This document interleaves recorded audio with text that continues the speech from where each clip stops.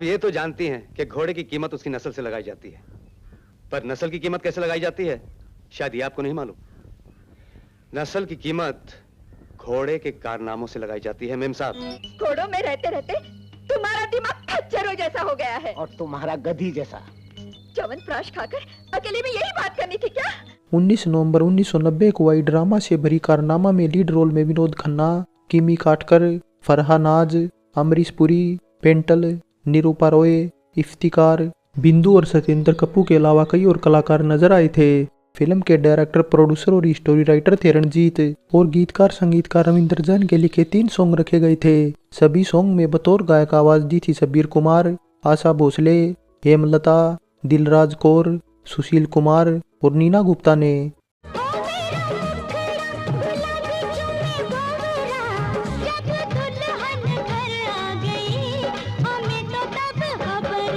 उमरिया कैसे छुपाएगी तू जब नानी बन जाएगी। फिल्म का गीत संगीत कुछ खास नहीं था और सुनने लायक केवल 10 कीकरा जैसा सॉन्ग ही था। 2 घंटे 30 मिनट की इस फिल्म को अगर 5 आउट ऑफ 10 IMDb रेटिंग मिली हुई है तो इसका एग्जैक्ट बजट वैसे तो कहीं मेंशन नहीं किया हुआ, लेकिन हमारा अनुमान है कि इसका बजट 2 करोड़ रुपए के आसपास रखा गया था और बॉक्स ऑफिस इंडिया पर ये 1 करोड़ रुपए के आसपास का कलेक्शन कर बुरी तरह फ्लॉप हो गई थी।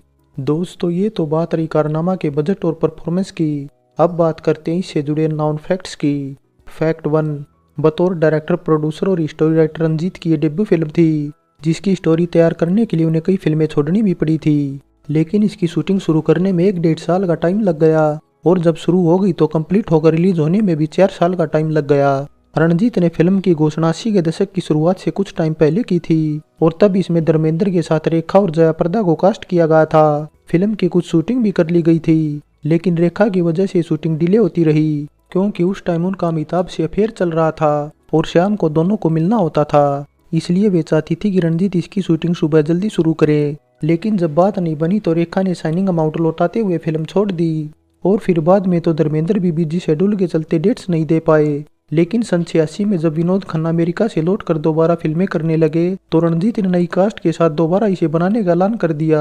विनोद खन्ना उनके अच्छे दोस्त थे, इसलिए वे करने को तैयार हो गए। साथ ही सुनील दत्त और शशि कपूर भी रोल करने को राजी हो गए, लेकिन कुछ वजहों से दोनों ही शूटिंग में शामिल नहीं हो पाए। रणजीत ने फिल्म का पहला शॉट अपने खेत में दिन और रात में शूट किया था, जहां एक बड़ा सेट लगाकर विनोद खन्ना और किमी पर एक सॉन्ग फिल्माया गया था और वहां जो भी मौजूद था विनोद खन्ना को दोबारा देखकर बहुत खुश था। लेकिन थोड़े बहुत सीन फिल्माने के बाद इसकी शूटिंग रद्द होती रही क्योंकि विनोद खन्ना भी रणजीत को डेट्स नहीं दे पाए। हालांकि इसके पीछे वजह थी राज सिप्पी और मुकुल आनंद, जिनकी इंसाफ और सत्यमेव जयते के लिए उन्होंने सभी डेट्स दे दी थी। राज सिप्पी को तो उन्होंने अमेरिका जाने से पहले फिल्म करने की हाँ कर रखी थी, लेकिन बजाय उनकी सत्यमेव जयते के मुकुल आनंद को भी इंसाफ के लिए डेट्स दे दी थी।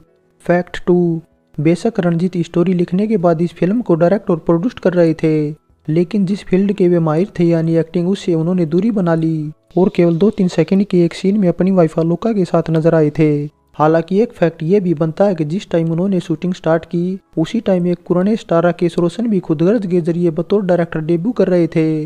लेकिन जब सन 87 में खुदगर्ज सफल हो गई तो न केवल रणजीत बल्कि सभी ये उम्मीद लगाए बैठे थे कि कारनामा के जरिए रणजीत भी जरूर कारनामा करेंगे, लेकिन न केवल फिल्म डिले हो गई बल्कि रिलीज के बाद फ्लॉप भी हो गई। हालांकि फिल्म की स्टोरी काफी डिफरेंट हॉर्स रेस पर बेस्ड थी, जिस पर शायद इससे पहले कोई हिंदी फिल्म बनी थी। फैक्ट 3, रणजीत ने जब विनोद खन्ना के साथ फिल्म बनाने की प्लानिंग की तो धर्मेंद्र उन्हें बधाई देने वालों में सबसे आगे थे।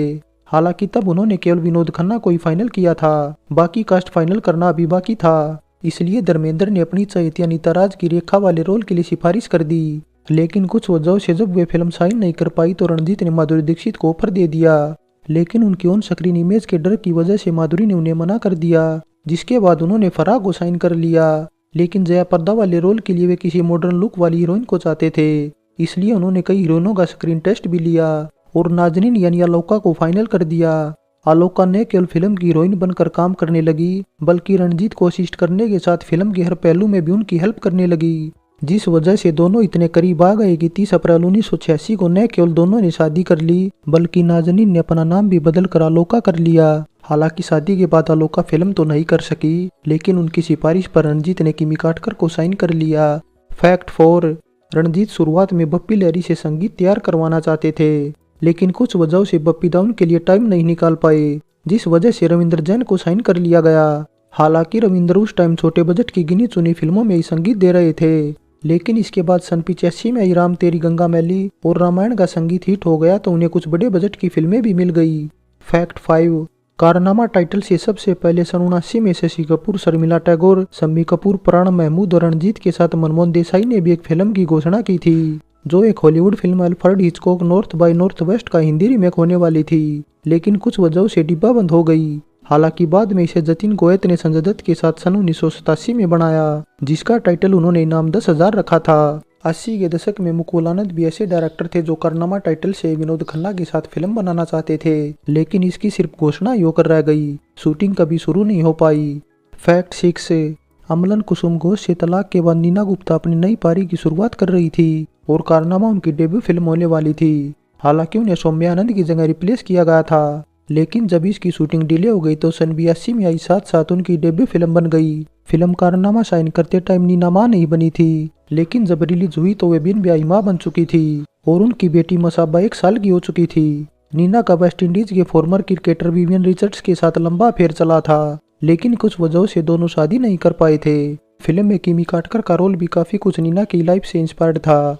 फैक्ट 7, फिल्म की मेकिंग के दौरान ही विनोद खन्ना और रणजीत की दोस्ती में भी खटास आ चुकी थी, क्योंकि विनोद को रणजीत का डायरेक्शन पसंद नहीं था। वे लगातार न केवल उन्हें सुझाव दे रहे थे, बल्कि बजट बढ़ता देख उन्होंने अपनी फीस भी कम कर दी थी, लेकिन बावजूद इसके रणजीत उन्हें इग्नोर करते रहे। इस वजह से भी विनोद खन्ना ने उन्हें डेट्स देना बंद कर दिया था।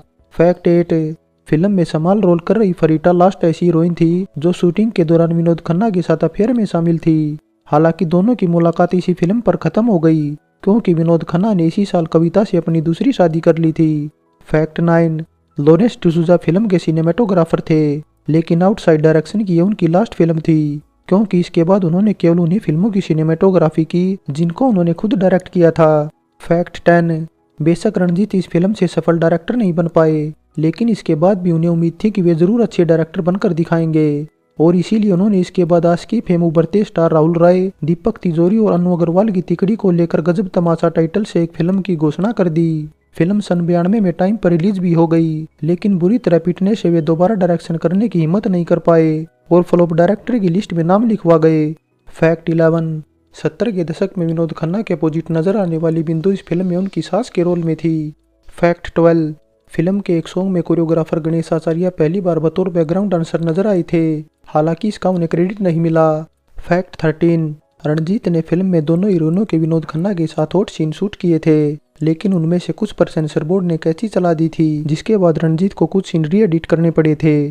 फैक्ट 14, फिल्म में किमी काटकर के बेटे के रोल में रणजीत के दोनों बच्चे दिव्यांका बेदी और चिरंजीवी नजर आए थे, जिनकी ये बतौर चाइल्ड आर्टिस्ट डेब्यू फिल्म थी। फैक्ट 15, विनोद खन्ना और फरहानाज की साथ में इकलौती फिल्म बनकर रह गई।